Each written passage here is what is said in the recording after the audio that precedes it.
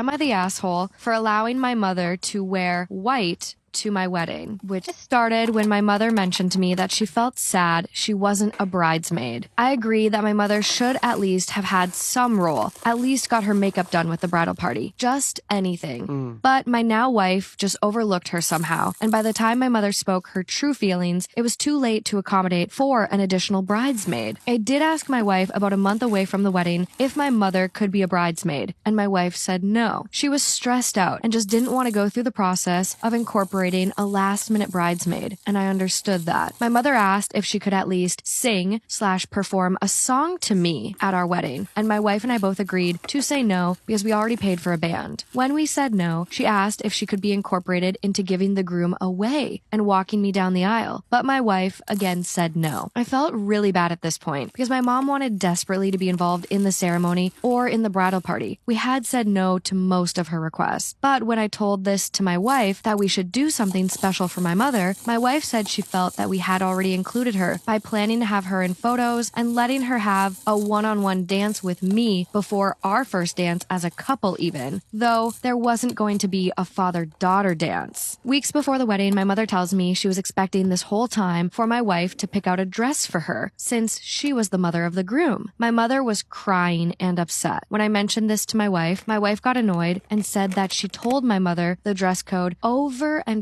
over again, and that if my mother wanted to be involved any further than she was, it was me that would have to do the planning for that, like picking her dress. I didn't want to hurt my mom's feelings. I don't know how to pick a dress even remotely or plan for that, so I just told her the bridal party is wearing neutral colors, the groomsmen are wearing beige suits. I trusted her to pick out a dress that met the criteria and was appropriate. Fast forward to the day of the wedding. My wife complained all night that my mother was wearing white and asked why I would pick out a wedding dress for her to wear. She said that it was humiliating standing at the altar with me and 4 feet away, my mother is wearing a wedding gown. I tried to explain to her that I had no idea what my mother was going to wear, but I honestly don't even think it looked like a wedding dress. My wife said everyone at the wedding was laughing at my mother, which is just flat out mean. At the end of the day, I don't think this was my fault that my mother did anything wrong. White is a neutral color. I feel she could have just picked my mother's outfit herself. Am I the asshole? So I was talking to my mom the other day and I was like, who was your maid of honor? Because I didn't know, and I expected her to say someone I knew. And she goes, oh, you don't know her? And I'm like, why? She was like, because I don't talk to her anymore. And I'm like, why not? She goes, I actually don't know. I have not seen her since the year after our wedding. I was like, tell me everything. This tea is 35 years old and it's the most piping hot tea I've ever heard. So my parents got married young. Like my mom was 20, my dad's 23. They have this couple that are their best friends. Let's call them Patty and Dino. I don't know if that's her real name, but I think that is his real name. Patty's my mom's maid of honor. So maybe a year after they get married, they all go to Florida together and they're staying at my grandparents' condo. So the first night they go out to a bar on the beach and they have a great time. Like my parents remember it as like a memorable, fun night. Anyway, next morning they wake up and Patty is not talking to my mom. And although my mom thought this was weird, she didn't read too much into it because she's like, whatever, maybe everybody was just severely hungover. So that couple wasn't trying to hang out with my parents that day. So my parents said, fuck them, let's go to Disney. So my parents drive to Orlando. They go to Disney for a couple nights and they get back. Patty still isn't talking to my mom. And Dino's not talking to my mom either, but Dino is talking to my dad. Patty's talking to no one. So they go to the beach. Dino and my dad are talking. No one's speaking to my mom, minus my dad. At one point, I guess my parents are like, okay, we're gonna go get lunch. Do you wanna come? And they're like, no, we're good. And by them, I mean Dino said, no, we're good, to my dad. So they go for lunch. When they get back, the second they get back, the other couple stands up and goes for lunch. So my mom's like, okay. They get back from lunch and then my parents go, okay, we're gonna go back to the condo. And Dino says to my dad, oh, we're gonna stay here for a little bit longer. My dad says, okay, I'll come pick you up at 4 o'clock at this street because it's 1989, whatever. Just meet me at this. Parents go back to the condo. My mom says to my dad, I'm gonna pick them up from the beach. And my dad's like, okay. Dad goes and takes a nap at 4 o'clock. My mom goes to the beach and they're both standing there. They see it's my mom. Without saying a word, both of them get into the back seat of the car. So my mom's now driving them around like a taxi driver. So now in her head, she's irate. She's also insane. So on the way back to my condo, there's a roundabout and she starts going in circles around the roundabout. She goes around the roundabout like 15 times because she's like, surely they will break this silence to say, what the fuck are you doing? You've been driving in circles for 10 minutes. But no, they don't say a word. So they get back to the condo and my mom literally gets out of the car and looks at them and says, pack your shit, Lou's taking you to the airport. And they start freaking out, which is hilarious. So they're freaking out. She starts crying. They're like, Christine. She's like, no, pack everything, you're loud. Goes into the room. My dad's asleep. She goes, wake up, I kicked them out of the condo. Apparently she was laughing too. My dad's like, what? And she's like, I kicked them out of the condo and you have to drive them to the airport. My dad's like, what the fuck? So he wakes up from a nap. He goes out and Dino's going, Lou, I'm sorry. Like my wife, you know, she can be like a little funny sometimes. My dad's like, yeah, sorry, man. Like if she says you gotta go, like now the wife's on the patio sobbing. She's asking my dad if she can apologize to my mom. And my mom is inside going, no, get in the fucking car. My parents take them to the airport. 1989, no flights, no phones. You're not figuring anything out till you get there. Dad leaves them there. Sorry, did I say my parents took them to the airport? I mean, my dad took them to the airport. My dad leaves them there, never saw them again. Heard through the grapevine that they got divorced a year later. Still don't know what the fuck her problem was, but the assumption, I guess, is that her husband was hitting on my mom that night or something. She was nuts, who knows? Anyway, that's the story of my mom's maid of honor. Isn't that juicy? This gets to her. What was your problem, bitch? Story time about the times, plural, that I hooked up with a celebrity. I'm not gonna say names, but I'm sure you'll be able to figure it out. I also debated posting this because I didn't want to come off like clout chasey, but my friend was like, you need to just post this. So here I am. For reference, this is the same person over the course of 4 years. And the story starts in 2019. I was going to college down in Charleston, where this person lives, and the show they're on, for context, is filmed in Charleston. So I'm 19 years old and I'm just living it up in college, and it's a random Tuesday night, and this bar that was local had this night called Mug Night where it was dollar beers. So me and my girlfriends are just walking to this bar, and on our walk we see two people from this show, and we're fangirling, and we're like, oh my god, can we get pictures with you? So me and the girl that I was with get pictures with both this person and another person on the show. So I'm on top of the world. I'm about to go to Mug Night, and I just met blah blah blah and blah blah blah, and I got pictures with them, and I'm just living. So I post a picture with one of them on my Instagram story, and then I just go on about my night, right? Okay, this same night I get home, it's 3 a.m. and I'm just laying there drunk in my bed, just reminiscing on how good of a night it is, and I get a DM from this guy. And he's like, what are you doing? Are you still awake? Blah, blah, blah. And I forget what I responded that night, but I didn't go that night. But I did give him my number, and I was like, okay, you live in Charleston. Charleston's tiny. I can see you at any time. Let's meet up sometime this week. And that is exactly what happened. I think 2 days later, I have my friend drop me off at his house. He sends me his address. We're texting. I show up at his house. 19 years old. He doesn't know that, but anyway, he invites me in, gives me a glass of wine. He's super kind, by the way, super nice. And I tell him I'm 20 or 21 because I just didn't want to come off as a weird 19-year-old. Mind you, I think he's around 30, young 30s at this time. Not that it matters, but just for context. We talk for an hour and then start kissing on his couch. I hope my parents aren't seeing this. And then we go upstairs, do whatever, twiddle thumbs, and I'm okay, I'm not sleeping at this man's house. He didn't tell me to leave, but I just got the feeling I shouldn't stay there. But after we twiddled thumbs, we talked about the deepest shit ever.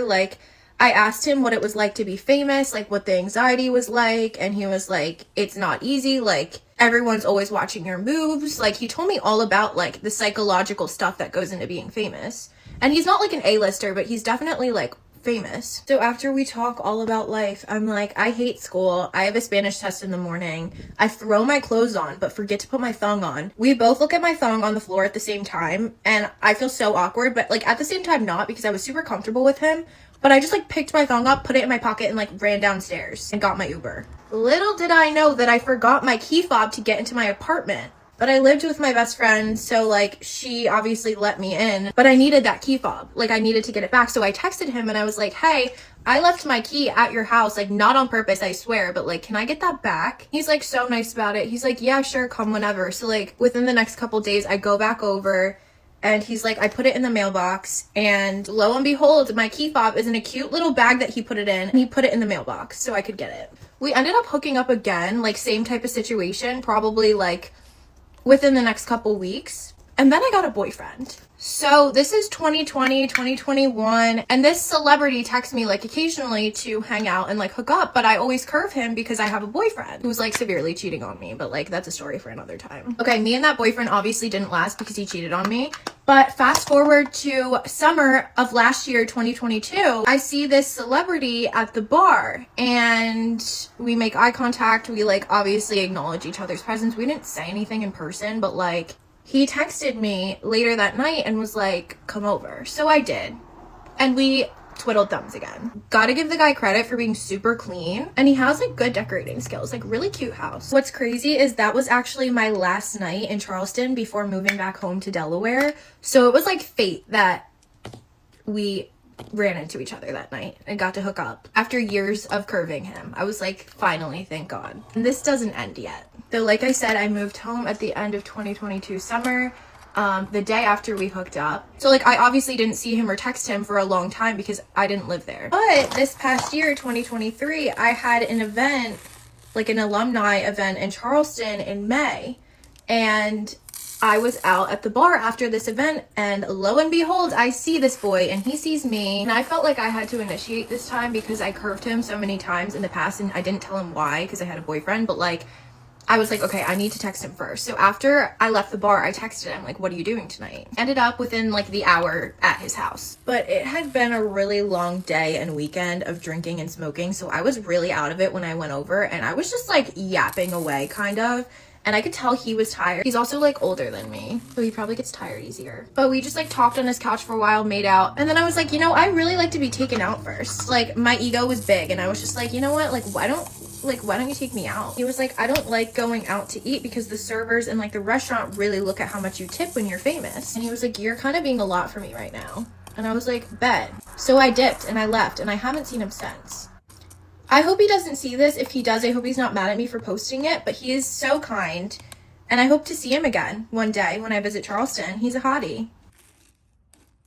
Story time about how I did the nasty with somebody else's boyfriend. Yep. Anyway, so a little background information. I was 15 years old and in 9th grade. But back in 6th grade, I met this boy who we're gonna call Darren. And you know, back then, him and I had a little crush on each other, but we were too scared to tell each other. So nothing ever came of it. Even though I don't know what would have came of that because we were literally in 6th grade. Maybe a 2-day relationship, who knows? Anyways, so him and I kept in touch. Obviously, we weren't like besties, but you know, we would catch up here and there, and we would talk to other people as well. Well, fast forward to 7th grade. That was a pretty rough year for me. What happened, you might be asking? Well, I had been deemed the school thought because my news got sent around. Kim, there's people that are dying. And now all of these guys only wanted to do the nasty with me. The worst part is like I was still super innocent, right? I only sent them because I really liked this kid. And it was one of those situations where I felt pressured to send them because I didn't want him getting bored of me and then breaking up with me or stop talking to me. Because if I'm not gonna send them, somebody else will. So yeah, worst mistake of my life. Anyways, fast forward to January of 2021. Darren puts on his Snapchat, girl best friend with a question mark. You're a hoe. Okay? Like, just say you want some pussy and get it over with. Anyway, so my lonely, desperate ass swipes up, and now him and I start talking. Now, he did have a girlfriend at the time, but they ended up breaking up, which I'm thinking to myself, thank God, because bitch. I realized that I caught feelings for him real quick. But then a week later, what does he do? He goes and gets a girlfriend. Like, I just really felt like the universe was working against me in every single way possible. Anyway, so him and I continue to talk over the next 2 or 3 months, just not in the way that I was hoping we would be talking, if you know what I mean. But during March, just before my 15th birthday, him and I had hung out at the park, and tell me why this man literally kissed me. And then he says to me, I've been waiting 3 years to do that. Like, oh, okay. Pretty funny that you say that because you've had a girlfriend every other freaking week. But obviously I wasn't thinking this at the time, so yes, him and I made out. And I know y'all are wondering, well, did he have a girlfriend at this time? He did. And yes, I knew it was wrong, but did I care? No. The answer is no. Not really. Now see, this situation right here is what I would call a they problem, right? Because meaning him and his girl collectively have some things that they need to work on within their relationship. That does not involve me. As far as I'm concerned, I'm perfect. They have the issues, not me. Besides, I wasn't friends with this girl, so I owed her no loyalty. Sorry, bae. Anyways, so fast forward a week after my birthday, I decided to invite Darren over, where my very strict and very, very, very religious family and I lived. But I didn't really care about the rules, so that whole no sex before marriage thing, totally out the window. I did not care. Like, it's the 21st century. That doesn't apply to us. Anyway, so he ended up bringing his friend with him, but Darren and I ended up going in the other room and we did the thing.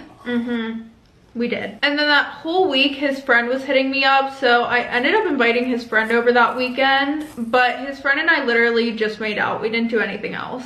Well, fast forward a month, Darren came over for the second time. Well, the second and last time. And you know, of course, we do the nasty. And after he left, I was feeling super insecure because I really, really, really, really liked him, but he wouldn't leave his girl for me. So me being upset and emotional, what do? I threatened him. I tell him that either he's gonna break up with his girlfriend or I'm gonna tell her everything. And then guess what he did? He blocked me. Yup. And when I say he blocked me on everything. He blocked me on his socials, he blocked me on her socials. Like, he was not playing games with me at all. But it's like, if you love your girl that much, why are you doing shit with me? I know I be doing some fucked up things. What I do? But you did a fucked up bird thing. That's the real question here. Like, be so for real. But to be honest, I think she found out right away because they broke up literally 2 days later. But fast forward, both of them are super on and off still. And to be honest, I don't really think about him too much anymore because I have a new man and he is literally better than Darren in every single way possible. Even better in bed. Moral of the story, y'all, it is not about the size of the boat, it's about the motion in the ocean. I'm just kidding. That was a quote that was left at the end of this story time. Y'all crack me up. So I just left the gym. Late night gym session, Saturday night. And as I was working out, I noticed this guy. I've never seen him before. He was working out hard. And you know, I respect it. I respect someone else lifting heavy. So I noticed him. But I was laser focused in on my workout. I was doing my thing. But at one point, he came over right beside me on the leg press machine and started working out beside me. And I thought, is this coincidence or is there something going on here? I kept doing my workout, but you know, after that, he would kind of be in my general area or like in my line of eyesight. He was kind of always placed like that. You know what I mean? So in my head, I'm thinking, okay, this is likely something. Likely something. And I keep working out, and then I go into the studio to finish up. And a few minutes later, he comes walking in there. He goes to the far corner, the other corner of the studio, but in my head, I'm thinking, okay, there was signs, but now it's confirmed. He's into me. I'm gonna flirt. So when I flirt at the gym, I use my eyes because I don't approach guys. I let them approach me. So when I left the studio, I looked over at him and he was stretching and he looked up at me and I just like, you know, held the eye contact for a few seconds and then I like looked away. And then as I was leaving to go out the door, I looked back and he was still looking at me. And I kind of did one of these. I did a... And that is my flirting. That's what I do. That's all you need to do. You just give them a little eye contact, let them know that you're interested. The rest is history. So I did that, but then I left and I went into the change room and I thought to myself, well, I gave him what I needed to give him. If he's interested, he'll wait outside the gym for me.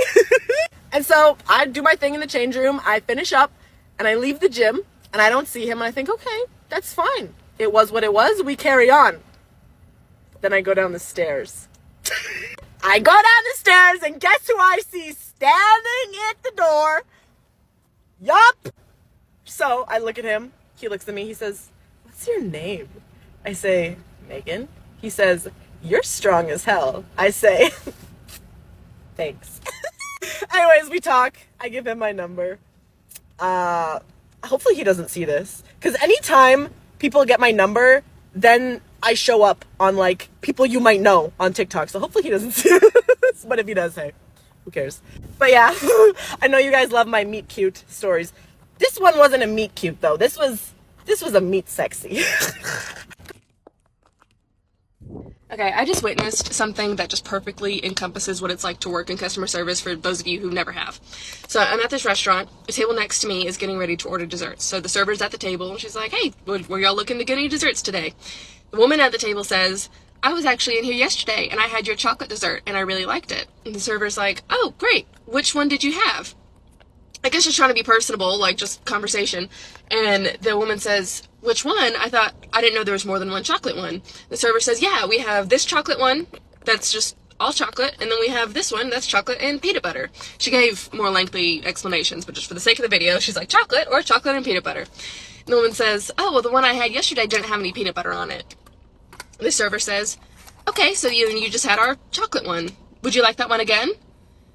The customer says, well, wait a minute, what's the difference between the two chocolate ones? The server's like, oh, one's chocolate and peanut butter. That's basically the difference. Again, the woman says, well, yesterday mine didn't have any peanut butter on it. The server says, okay, so you just had our chocolate one. Would you like to try that one again? And this woman says, well, wait a minute, you have more than one chocolate one? What's the difference? I didn't get the difference. And the server, tight-lipped smile. Well, one is just chocolate. Just chocolate. I think that's the one that you had and liked it. We have another one that is chocolate as well, but it also has peanut butter. Those are our chocolate desserts. Do you know which one you would like? And the woman says, well, mine yesterday didn't have any peanut butter on it. And the server literally just puts her hands down and just looks up like, okay, that's great. And you liked that one, right? Did you want to do that one again? And the woman's like, well, wait a minute, you have more than one chocolate dessert, don't you? And the server says, yes, we have a chocolate one that you had, and then we have a peanut butter one with chocolate. Do you want that one? And the woman says, well, I'm not really sure. Can you explain it? And the server's just like, I'm going to grab a menu for you. And she finally just leaves. And the real bullshit about it all, is after this woman made that server go through that insanity-inducing conversation, after she walked away, the customer was looking after the server, just scoffed. The audacity. She couldn't answer my question. I didn't ask for a menu. We didn't make it to the hospital in time with my second born, so I gave birth to her at the base of our staircase alone. Today is my daughter Naomi's birthday, and I'm getting ready to head out to the birthday party that we're about to throw her, and I thought that I would share with you her birth story. So the morning of her due date, I felt very light, faint contractions, but I was like, oh, we have time, because with my oldest, from start to finish, it was 8 to 10 hours. My oldest, Chloe, was sick that day with a cold, and so after lunch, I laid in bed with her and I read her some books and we took a little nap together. She was coughing and her cough prematurely woke her up from her nap. So my husband was like, okay, let me put her in the car, I'll drive her around the neighborhood and get her to fall back asleep and then I'll bring her inside. My husband leaves and I got up from the bed. Immediately I started having these really intense contractions. I called my doula and she was like, I want to hear you talk through one of your contractions. So she listened to me through one of my contractions and she immediately was like, you need to go to the hospital right now. So I texted my husband and I was like, please come back and get me. And I went downstairs and just kind of circled in the foyer. As I'm waiting for him there, this intense, huge contraction, and I let out this huge scream and I was like, oh fuck, this is about to happen. So I walked over to the base of our staircase and I put my phone down on the 5th step and then I kneeled down on all fours and I dialed 911. The operator answered and I just let out this huge scream. The operator was like, ma'am, are you alone? Had my head on the stairs, the phone next to me. I was like, I'm having a baby. The second after I said that, I had another huge contraction and my water just explodes. I had this nightgown on and I put my hand between my legs and I could feel the top of her head. So I slipped off my underwear and I just went into this animalistic mode and I was like, you can fucking do this. I put my hand between my legs and I started to push. The next thing I knew, front door swung wide open and in runs my husband. He's behind me he's ready to catch a football. I'm on all fours. And the next thing I hear from him, he just starts screaming, the head, I can pushed and I pushed. And then suddenly I felt just this sigh of relief as her body slipped out and he caught her. Next thing I hear is my husband just sobbing. And he's just like, she's not breathing. She's not breathing. I turn around. He's just sobbing. Meanwhile, the operator on the phone finally speaks up and is like, get a towel, wipe her eyes, wipe her nose, wipe her mouth. You gotta like stimulate her. So my husband gives her to me and then he runs off to go get a towel. He like wipes her eyes, her nose, her mouth, starts rubbing her back, and she starts crying. And my husband and I, we literally just look at each other and we start sobbing. Meanwhile, we're like clearly visible to the street. The front door is just wide open, like neighbors walking by. Next moment, the paramedics walk in and they're honestly like the group of the most handsome 5 dudes I've ever seen. The lead one walks up to me and he's like, ma'am, was this home birth planned? As I'm literally sitting there, my nightgown is just soaked in fluids and blood. There's just bodily fluids everywhere. I'm clutching this baby who the umbilical cord is still attached to her and then still attached inside of me. And I just look at him like, no. It was at this point that my husband remembers like, oh yeah, our oldest daughter is like still in the car seat in the car. So he runs back out to the car to get her, carries her inside. She's just like cool as a cucumber, like comes in and is just like, that's my baby sister.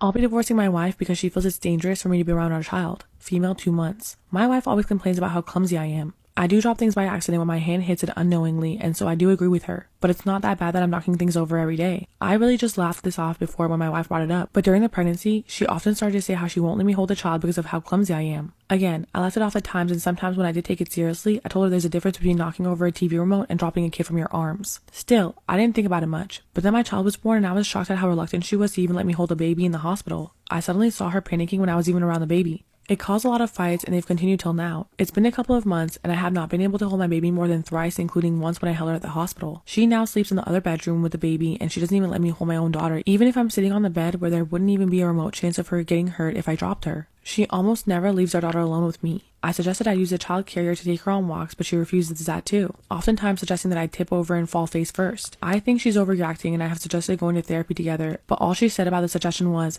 talking won't fix your body. She keeps telling me I'll be the reason that our child would die if I ever held her, and as a father I should realize how dangerous it is and comply with her. All this has really affected me and I've become a lot more self-conscious. Every time I mess up doing something, she tells me that that's proof of what she's saying is right. I'm a calm person and a pacifist at most times. Even during fights, I've tried to reason with her, find a middle ground, but I realize that there isn't any. I love my wife and my child more than myself, but I can't continue this considering how I can't even hold my own child, play with her, take her on walks, etc. Day before yesterday's night, after a fight, I snuck into her bedroom after my wife was asleep.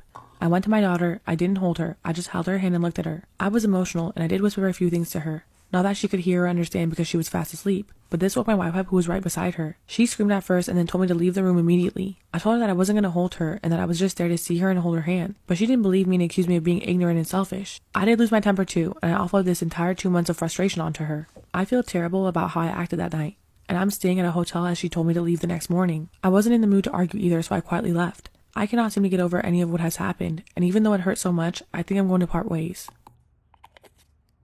Am I wrong for wearing clothes that wouldn't fit my friend? I, 23 female, have a friend Sarah, 24 female. Recently, Sarah has gained some weight and so brought some new clothes. I met her this week and she was complaining about how she tried on a dress and it hadn't fit. However, she wasn't able to return it as she had waited a day too long. I agreed that it was annoying, but the dress looked cute and I didn't think it should go to waste. So I offered to buy it from her. She agreed. It was a little big in places, but I really liked how it looked and it's probably one of my favorite dresses. On Friday, Sarah was hosting a birthday party for her boyfriend Sam, 25 male. Most of the girls were wearing dresses. I decided to wear the dress I bought from Sarah as no one else had seen it yet and it was cheaper than buying a new dress. Before I left, I took a photo with some of the other girls who were coming. Sarah messaged me asking if I could please not wear that. Turns out she hadn't bought it from the shop, but it was actually a gift from Sam and she didn't want to tell him that it didn't fit. This dress was so much more expensive than she had told me and come from a specific designer. At this point, we were all about to get in my friend's car and I wasn't about to tell them to wait for me, so I just went and acted like I hadn't seen the message. When we got there, Sarah took me aside and told me she would give me a lift home to change. I said no and she told me to leave. At this point, I was annoyed. I said it was Sam's birthday and if he had an issue, he could say. Later that evening, he complimented the dress and said it was just like the one he had bought Sarah not that long ago for their anniversary. At that point, she said she wasn't feeling well and went upstairs. She messaged me this morning calling me a and an asshole. I feel like I should have been more considerate. So, am I the asshole?